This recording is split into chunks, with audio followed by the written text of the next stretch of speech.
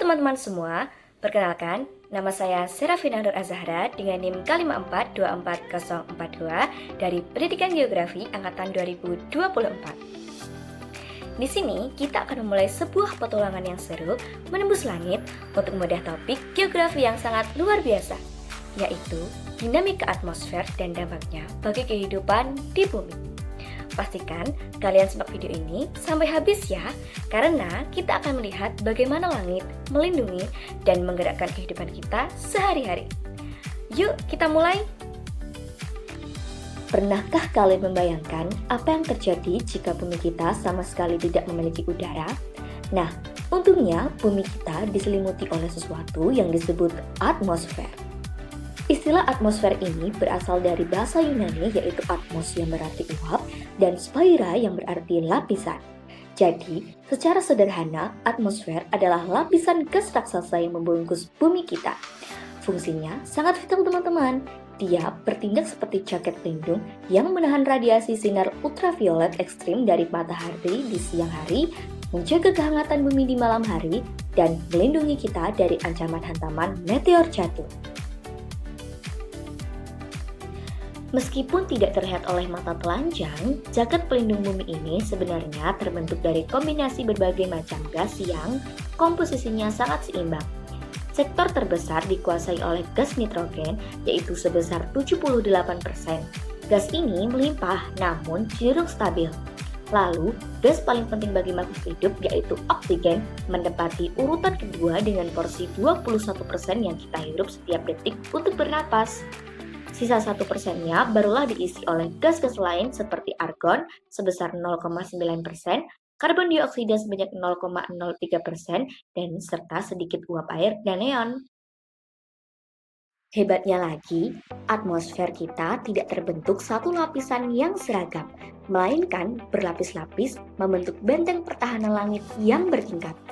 Jika diurutkan dari yang paling dekat dengan permukaan tanah, hingga yang paling luar dan berbatasan langsung dengan ruang hampa udara, tingkatan tersebut adalah troposfer, stratosfer, mesosfer, termosfer, dan yang terakhir adalah eksosfer.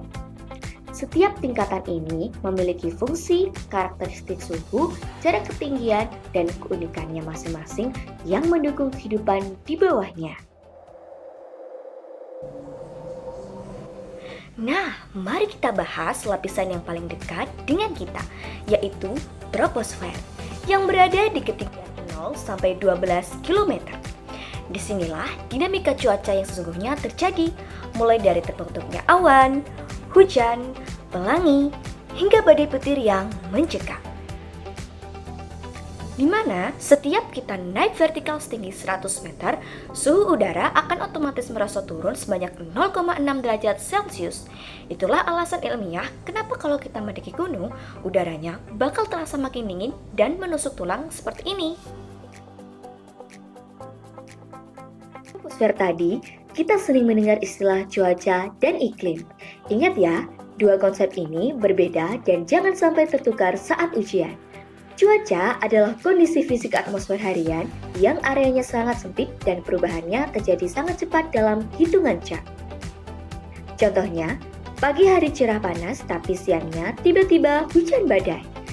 Sementara itu, iklim adalah rata-rata kondisi cuaca di suatu wilayah yang cakupannya sangat luas dan datanya dihitung dalam jangka waktu yang sangat lama, yaitu minimal 30-35 tahun. Perubahan cuaca dan iklim yang terjadi di bumi kita tidak muncul begitu saja, melainkan digerakkan oleh 6 unsur utama yang saling berkaitan di atmosfer. Pertama adalah suhu udara yang dipengaruhi intensitas matahari. Kedua, ada kelembapan udara atau kandungan uap air. Ketiga adalah tekanan udara. Keempat, ada pergerakan angin. Kelima adalah pembentukan awan atau kondensasi. Dan unsur keenam yang menjadi puncaknya adalah curah hujan. Keenam komponen inilah yang membentuk kondisi langit harian kita. Mari kita bedah salah satu unsurnya yang paling dinamis, yaitu angin. Mengapa udara di sekitar kita bisa bergerak? Jawabannya, dikarenakan adanya perbedaan tekanan udara antar wilayah. Hukum pergerakan angin sangat konsisten dan sederhana. Udara akan selalu mengalir dari area yang memiliki tekanan udara tinggi atau suhunya dingin menuju ke area yang bertekanan udara lebih rendah atau suhunya panas. Kuat atau lemahnya hembusan angin tersebut sangat bergantung pada seberapa besar perbedaan tekanan di kedua wilayah tersebut. Karena posisi Indonesia berada di antara dua benua besar, yaitu Asia dan Australia, wilayah kita sangat dipengaruhi oleh sistem pergerakan angin global skala luas yang bernama angin muson. Angin muson ini berganti arah setiap setengah tahun sekali. Ada angin muson barat yang berembus dari Asia melewati samudra luas, membawa uap air melimpah sehingga wilayah Indonesia mengalami musim hujan. Sebaliknya, ada angin muson timur yang bertiup dari daratan Australia yang kering sehingga membawa musim kemarau di tempat kita. Atmosfer yang sangat berdampak pada agraris kita adalah hujan. Proses naiknya massa uap air hingga mengalami pengembunan dan jatuh kembali ke bumi membagi hujan menjadi beberapa jenis berdasarkan proses terjadinya. Pertama, ada hujan konvektif atau zianid yang dipicu pemanasan kuat matahari pada siang hari. Kedua, ada hujan orografis, yaitu hujan yang terjadi karena massa udara dipaksa naik melewati lereng pegunungan yang tinggi. Dan ketiga, ada hujan frontal, yaitu hujan yang terjadi akibat tabrakan dua massa udara, yang satu panas dan yang satu dingin. Untuk mempermudah pemetaan wilayah bumi yang luas, para ahli merancang klasifikasi iklim berdasarkan indikator tertentu. Dua sistem klasifikasi yang paling sering keluar di buku pelajaran kita adalah klasifikasi iklim Junghun dan iklim Köppen. Iklim Junghun sangat unik karena menggolongkan zona iklim berdasarkan ketinggian suatu tempat di atas permukaan laut dan mengaitkannya dengan jenis vegetasi atau tanaman yang bisa tumbuh subur di sana. Sedangkan iklim Köppen lebih matematis karena menggunakan kombinasi kode huruf besar dan kecil seperti AF, AM, dan AW untuk memetakan curah hujan serta suhu tahunan.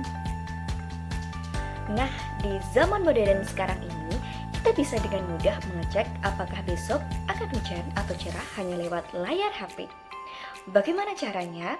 Lembaga meteorologi resmi kita yaitu BMKG memantau pergerakan dinamik atmosfer ini secara terus-menerus selama 24 jam.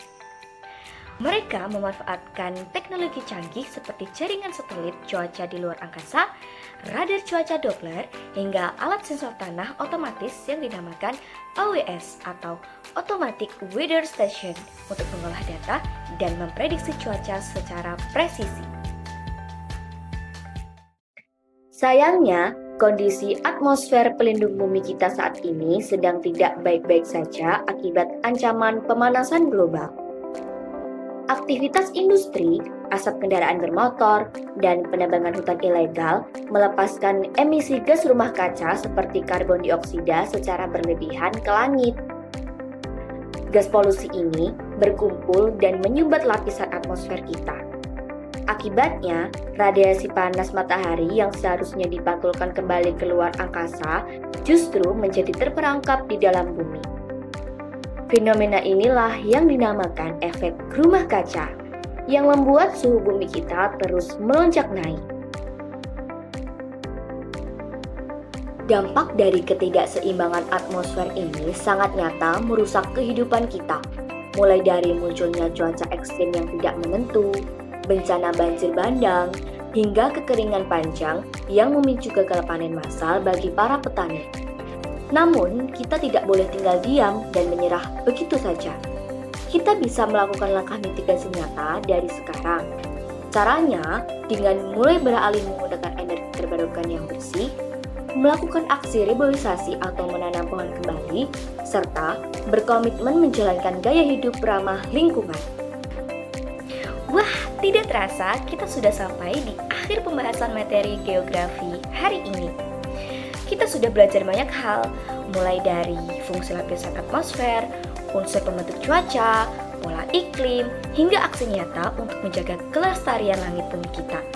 Ingat pesan saya, mari kita pahami atmosfer demi menjaga masa depan bumi kita. Terima kasih banyak sudah menonton, sampai jumpa di video edukasi berikutnya, dan jangan lupa like, komen, share, dan subscribe ya. Dadah!